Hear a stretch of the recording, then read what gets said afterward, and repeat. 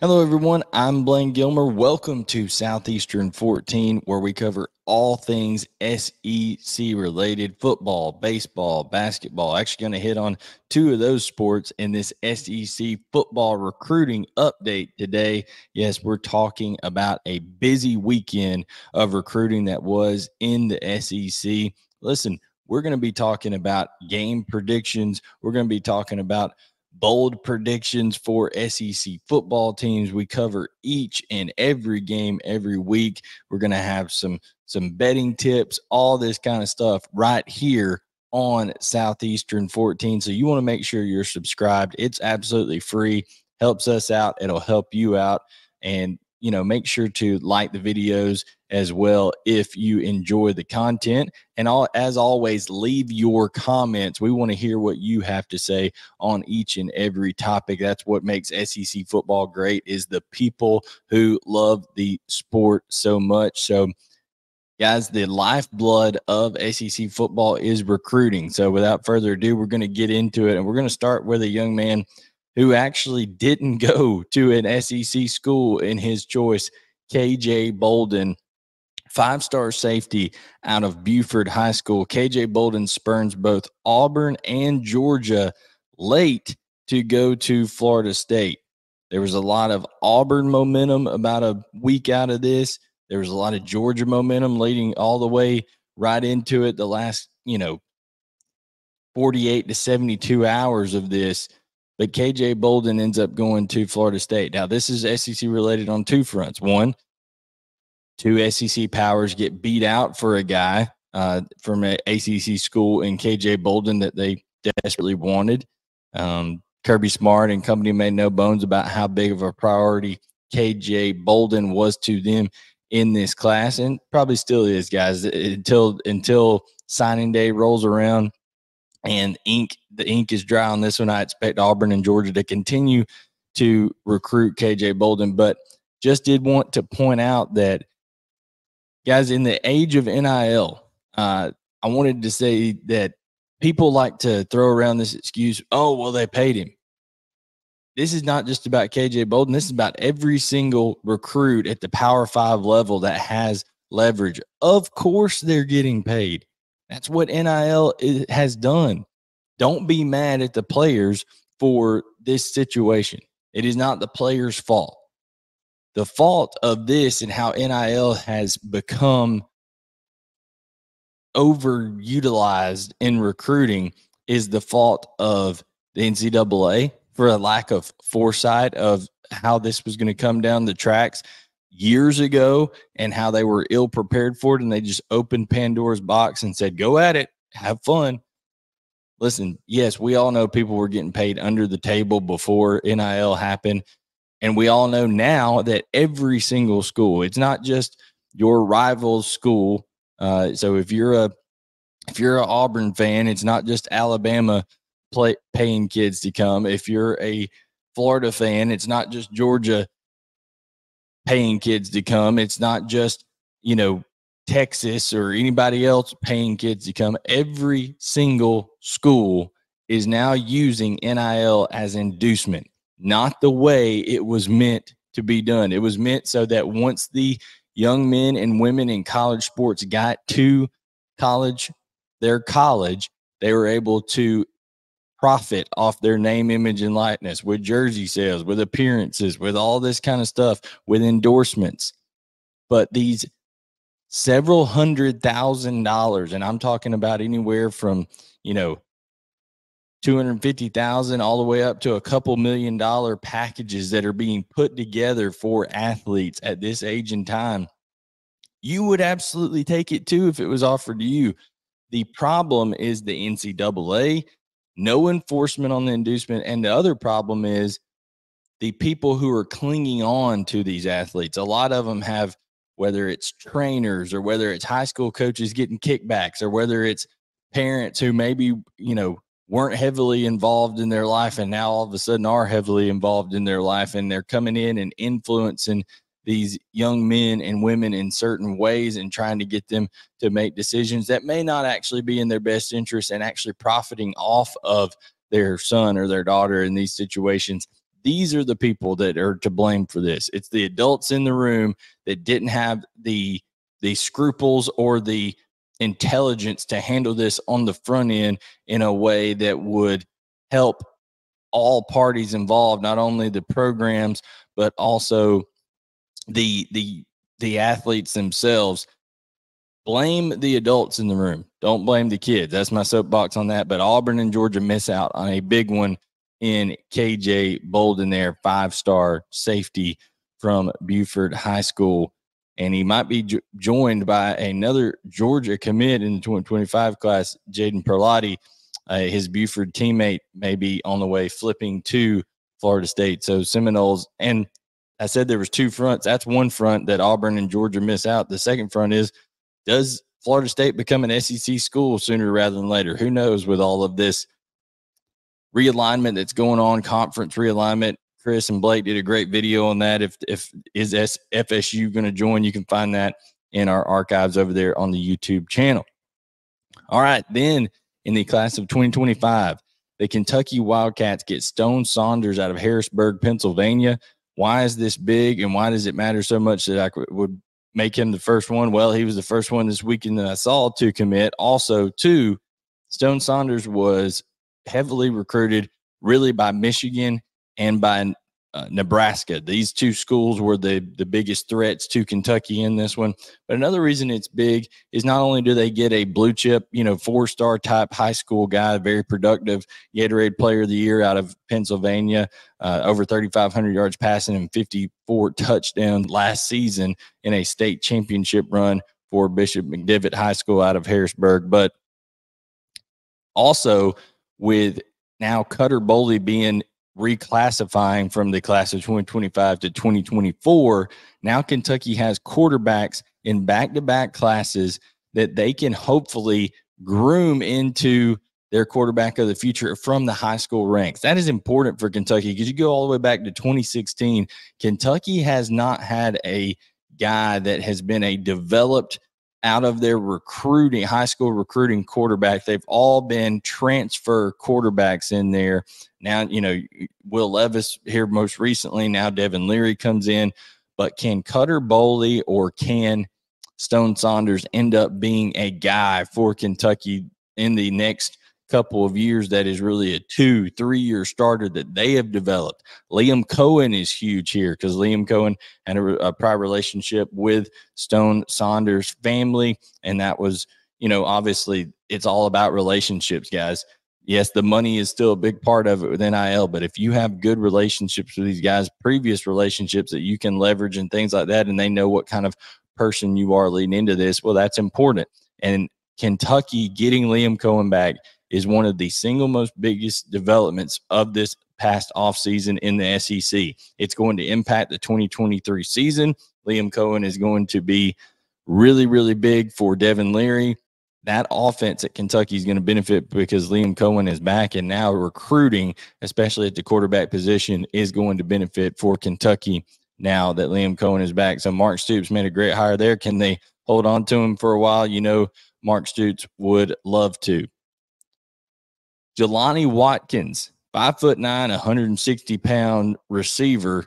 Yeah, he's diminutive, but he can absolutely fly. He commits to LSU out of Houston, Texas, committed to LSU over Texas A&M, Arkansas, and the Texas Longhorns. So Brian Kelly reaching into the Lone Star State and pulling out a absolute speed demon. This is a guy ran a 10.02 in the 100-meter. Guys, we're approaching Olympic speeds right there with Jelani Watkins. 20.39 in the 200-meter, 40.01 in the 400, 6.67 in the 60.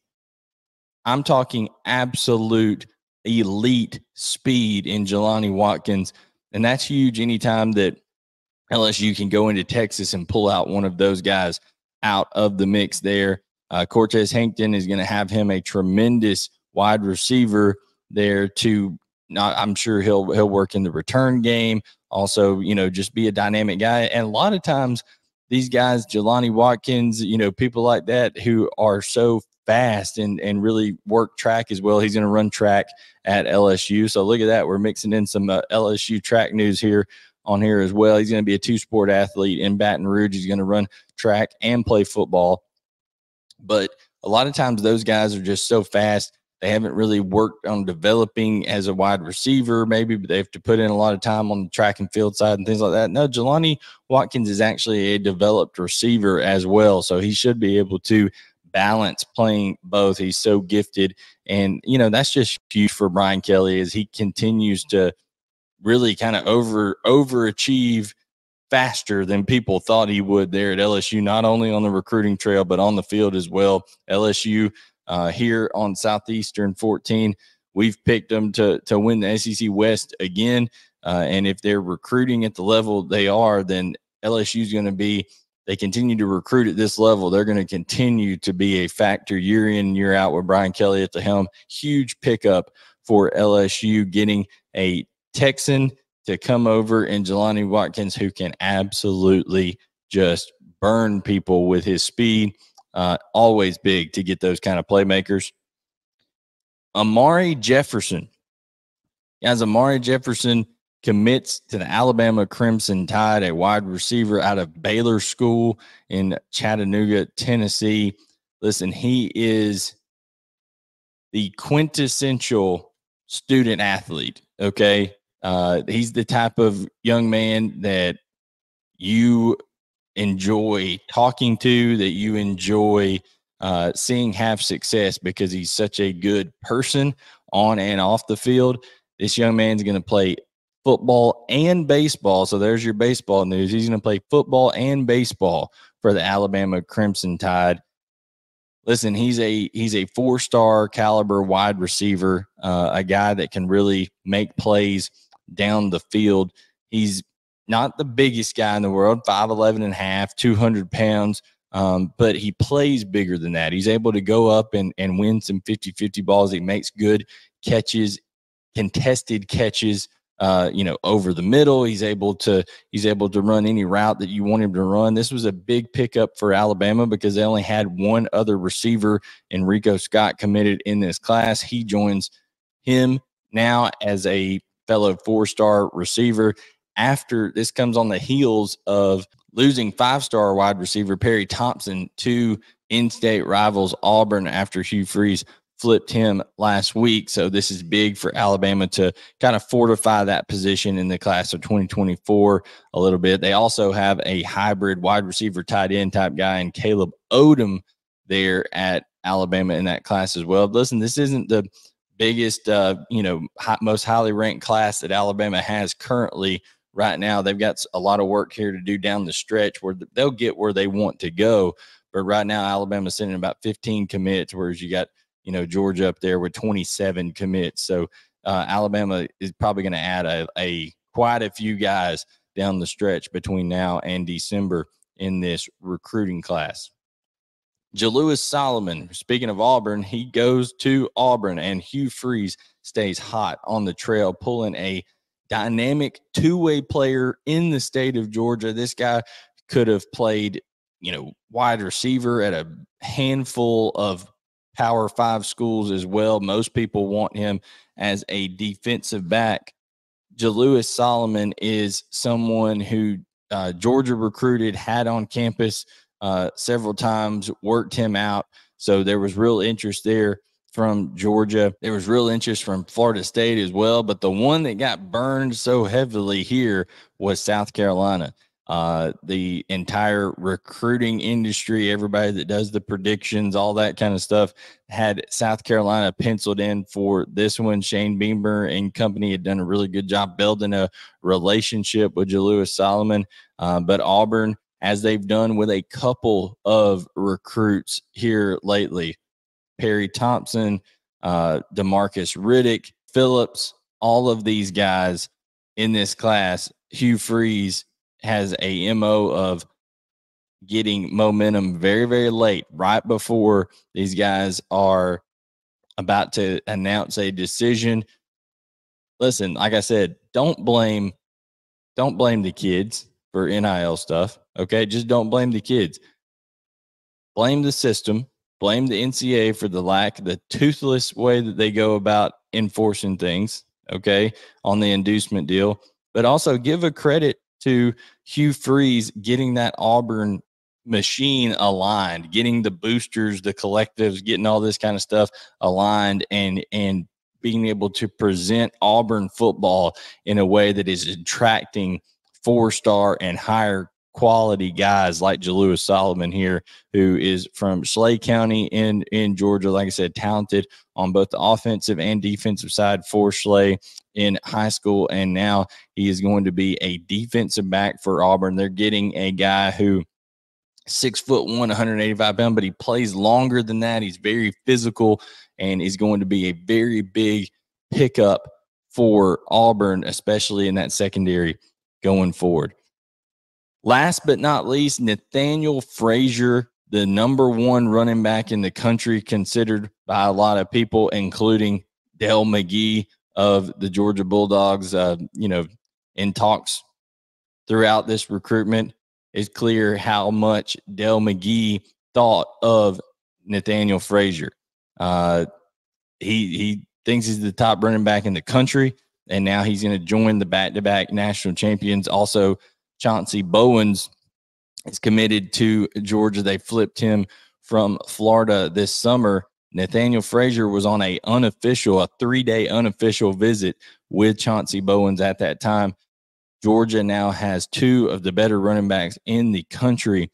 Listen, Georgia wins out in this recruitment over Alabama, over Oregon, over Texas A&M, over USC. He's from Modern Day High School out in California, in Santa Ana, California. So once again, one of the more talented players in the country, coming all the way across the country from California to Georgia to be a Georgia Bulldogs. Quite simply put, it doesn't matter what recruiting industry you look at, Georgia is recruiting better than anyone right now, and that is to be expected when you're on the heels of back-to-back national championships. 27 commitments in this class. I'm not sure that there's one that's more dynamic and is going to be more of a playmaker throughout his career. Even with Dylan Raiola and Ryan Puglisi, 2 quarterbacks committed in this class. Of course, one of them is going to touch the ball every play. But in terms of a skill position guy, I think Nate Frazier is the most explosive, most complete player that Georgia has in this class now, and he is going to pay big dividends for Georgia down the road. Guys, it was a busy week of recruiting, not only for Georgia, but all these SEC schools we've covered. But I don't know that there's one that's going to have a bigger impact than Nathaniel Frazier. He's a guy who came on late. People kind of really picked up on him in January of this year after his film from last year kind of started circulating and getting out there, things like that. He's a guy that can do a little bit of everything. He catches the ball out of the backfield extremely well, and he has the size that you want. 5'10", 210 pounds. He's a guy who can take that pounding.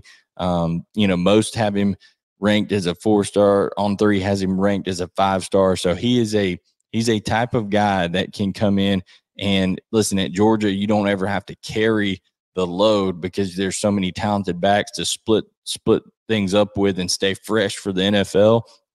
But this partnership of Chauncey Bowens and Nathaniel Frazier could be one of the better ones that Georgia has brought in since, Chubb and Michelle back in the day, bringing those guys in together. So, guys, leave your comments. Let us know what you think about this SEC recruiting action this past weekend. We definitely want to hear your thoughts on it. Like, subscribe, turn on notifications, and we'll be having some bold predictions coming out for each SEC team. We'll be doing picks for each and every game, and we're excited that football season is here. So for Chris Lee and Blake Lovell, who also do a great job on this channel, I am Blayne Gilmer. Thank you for tuning in. You can follow me on Twitter using @BGilmer18. You can follow the channel using @14 Southeastern. on Twitter, or on X, as we should call it now. But guys, thank you so much for tuning into this SEC coverage. It's SEC daily coverage here on Southeastern 14, and we'll catch you next time to talk more SEC football.